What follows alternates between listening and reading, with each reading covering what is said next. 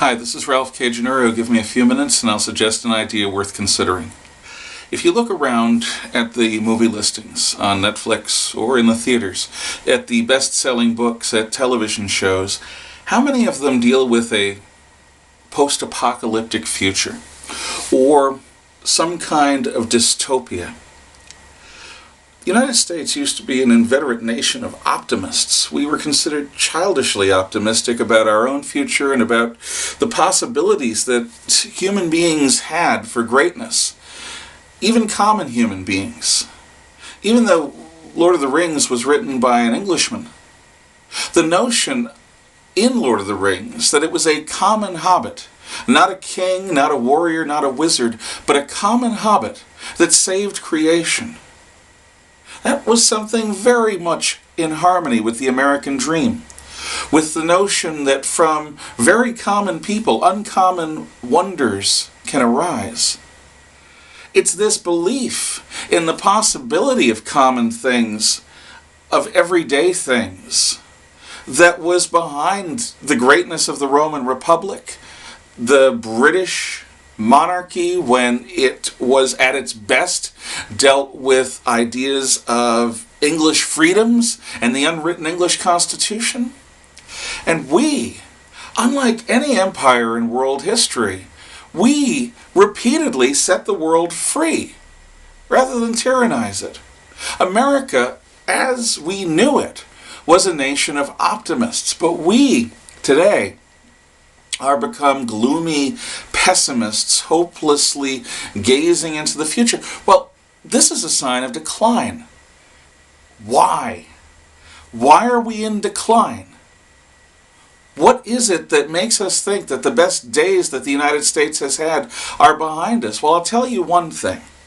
When some of our most brilliant women begin to think of themselves as women rather than as human beings or citizens, and dedicated themselves to movement feminism, placing the interests of one gender over the other gender, over children, over the good of society, as long as it was good for women. The glory of the civil rights movement happened when civil rights leaders thought of themselves as Americans. The great speeches and the great ideas of Martin Luther King were not particularist, they were universal. The notion of a colorblind society, that was his dream. Not a society so crabbed by race and grievance that we can't have a serious conversation between ourselves anymore without someone getting puffed up and offended and engaging in what Orwell called double plus good duck speak. When the notion of universal good, of universal human rights and human potential was given up by our best and brightest in favor of interest group politics, that is when we began to fall. When we decided to play for our own gain, our own faction's gain, over the general good, over the common weal, we began to fall. When we began to pitch our message to the lowest common denominator, rather than encourage and challenge the people around us to aspire to greater things, we began to fall. We are engaged in a decline of civilizations because of spiritual rot.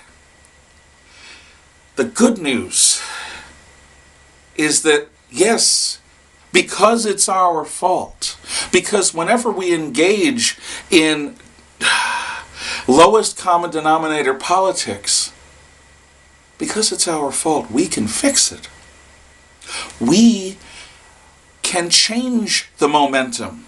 Each of us in our lives, when we are hopeful rather than fearful, when we aspire rather than settle, when we challenge ourselves and those within our most intimate circle and the world around us to be our very best, that is how we change course and become worthy of being an America that is a shining city on the hill, a hope for all mankind, a universal possibility that human life might be simply wonderful and something more than the common, everyday, short, mean, and brutal, expected life. Be brave. God bless.